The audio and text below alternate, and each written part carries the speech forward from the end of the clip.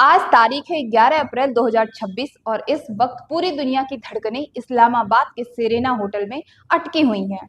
इतिहास खुद को दोहरा रहा है, लेकिन एक नए और खतरनाक मोड़ के साथ।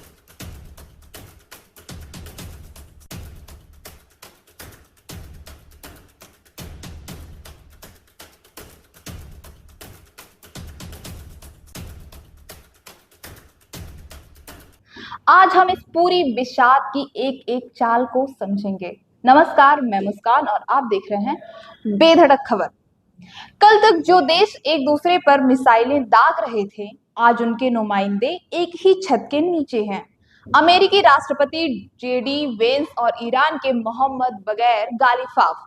लेकिन इस टेबल पर एक तीसरी कुर्सी भी है जो खाली तो है, पर उसका साया पूरी बातचीत पर है, और वो है बीजिंग।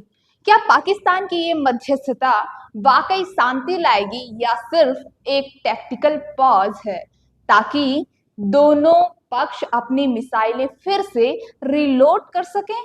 पिछले 40 दिनों ने दुनिया को 40 साल पीछे धकेल दिया है। इजराइल के हमलों और ईरान के ऑपरेशन प्रॉमिस 3, इसने खाड़ी के पानी को लाल कर दिया है। इंटरेस्टिंग एंगल तो ये है कि इस बार मामला सिर्फ जमीन का नहीं, जेब का है। ट्रंप जानते हैं कि अगर तेल की कीमत $250 तक पहुंची तो अमेरिका के भीतर विद्रोह हो जाएगा। इसीलिए ट्रंप ने युद्ध के मैदान को छोड़कर टेबल को चुना है। जेडी वेंस यहाँ ट्रंप की अमेरिका फर्स्ट नीति को लागू करने आए हैं। उनके साथ जॉरेड कुशनर का होना बताता है कि बैक चैनल में इजराइल और अरब देशों के बीच एक ग्रैंड डील पक रही है। ईरान के गालिफाफ के पास तेहरान से ब्लैंक चेक नहीं है। उनके पीछे अयातुल्ला की वो कट्टरपंथी सोच है जो अमेरिका को बड़ा शैतान मानती है।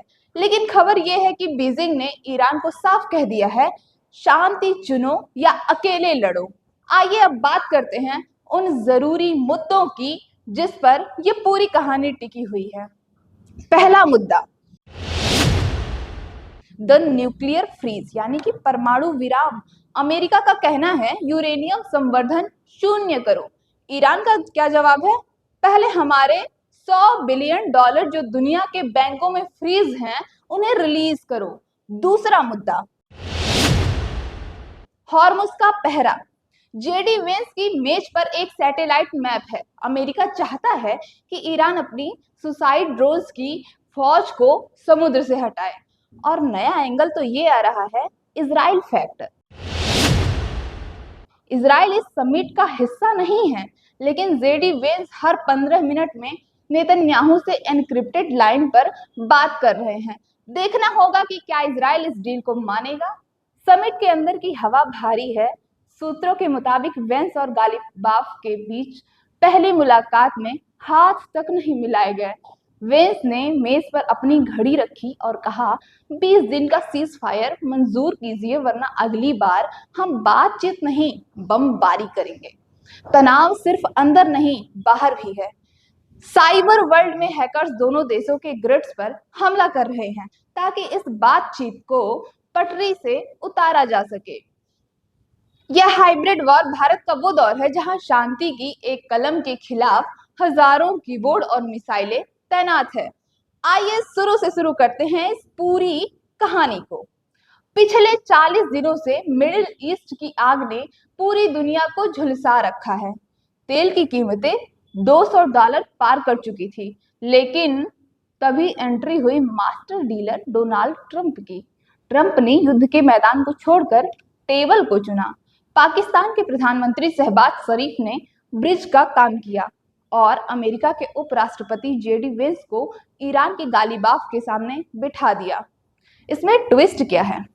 इस बातचीत के पीछे चीन का वो अदृश्य हाथ भी है जिसने ईरान को सुरक्षा की गारंटी देकर इस मेज तक खींचा है। ईरान ने सीज फायर के जरिए 10 कड़ी शर्तें रख दी हैं। तेल प्रतिबंधों का तुरंत खात्मा, इजरायली जेट्स का ईरान की सीमा से पीछे हटना, अमेरिका द्वारा फ्रीज किए गए ईरानी फंड की वापसी, और ट्रंप ने इसे शांति का बड़ा दिल बताया है। लेकिन क्या इजराइल इन शर्तों को मानेगा? जेडी वेंस हर 15 मिनट में इजरायली पीएम नेतन्याहू से संपर्क में हैं, जो इस डील से बहुत खुश नहीं नजर आ रहे। अब बात करते हैं भारत की। भारत के लिए यह सीज फायर किसी संजीवनी से कम नहीं है। पहला चीज है यहाँ पे एनर्जी सिक्योरिटी। भारत अपनी ऊर्जा जरूरतों के लिए मिडिल ईस्ट पर निर्भर है। तेल की कीमतें कम होने से हमारी अर्थव्यवस्था को बड़ी राहत मिलेगी। दूसरा है चाबहार और कनेक्टिविटी। ईरान में भारत का निवेश यानी चाबहार पोर्ट इस युद्ध के कारण खतरे में था। सीज फायर का मतलब है कि भारत का ट्रेड रूट फिर से सुरक्षित हो सकता है। और तीसरी चीज है डिप्लोमेसी। भारत ने हमेशा कहा है कि यह युद्ध का युग नहीं है। इस्लामाबाद में जो हो रहा है वह कहीं ना कहीं भारत के शांति के संदेश की ही जीत है, भले ही मध्यस्थ कोई भी हो। 2026 की ये कूटनीति हमें सिखाती है कि जब दुनिया विनाश के कागार पर होती है तो रास्ते वहीं से निकलते हैं जहां किसी की नजर ही नहीं होती। पाकिस्तान की मेज, चीन की गारंटी और ईरान की शर्तें और ट्रंप का डंडा, इन सब ने मिलकर फिलहाल तो कयामत को टाल दिया है। लेकिन क्या ये इतना आसान है? बिल्कुल नहीं। समिट शुरू होने से ठीक पहले जेडी वेंस ने एक सख्त बयान दिया। उन्होंने कहा, अमेरिका के साथ खिलवाड़ भारी पड़ेगा। हम यहाँ शांति के लिए आए हैं, लेकिन अगर बात नहीं बनी तो हमारे पास अन्य विकल्प भी खुले हैं। इधर ईरान के भीतर भी कट्टरपंथी धड़ा इस बातचीत का विरोध कर रहा है। उनका मानना है कि अमेरिका पर भरोसा करना ऐतिहासिक भूल होगी। दूसरी तरफ इजराइल की सरकार भी इस बातचीत पर पैनी नजर रखे हुए है। अगर इस्लामाबाद में कोई डील होती है तो उसका सीधा असर इजराइल की सुरक्षा रणनीति पर पड़ेगा। अगले 48 घंटे यह तय करेंगे कि आने वाले साल में दुनिया शांति की ओर बढ़ेगी या एक भीषण युद्ध की ओर। क्या जेडी वेंस एक बड़ी जीत के साथ अमेरिका लौटेंगे या इस्लामाबाद की ये मेज बिना किसी नतीजे के सिमट जाएगी? फिलहाल पूरी दुनिया की तरह हमारी भी नजरें इन बंद कमरों में हो रही बातों पर टिकी हुई है। इस पूरी घटना पर आपकी क्या राय है? क्या पाकिस्तान पर भरोसा किया जा सकता है? हमें कमेंट्स में जरूर बताइए। अगले स्टोरी के लिए आप जुड़े रहे बेधड़क खबर के साथ। धन्यवाद।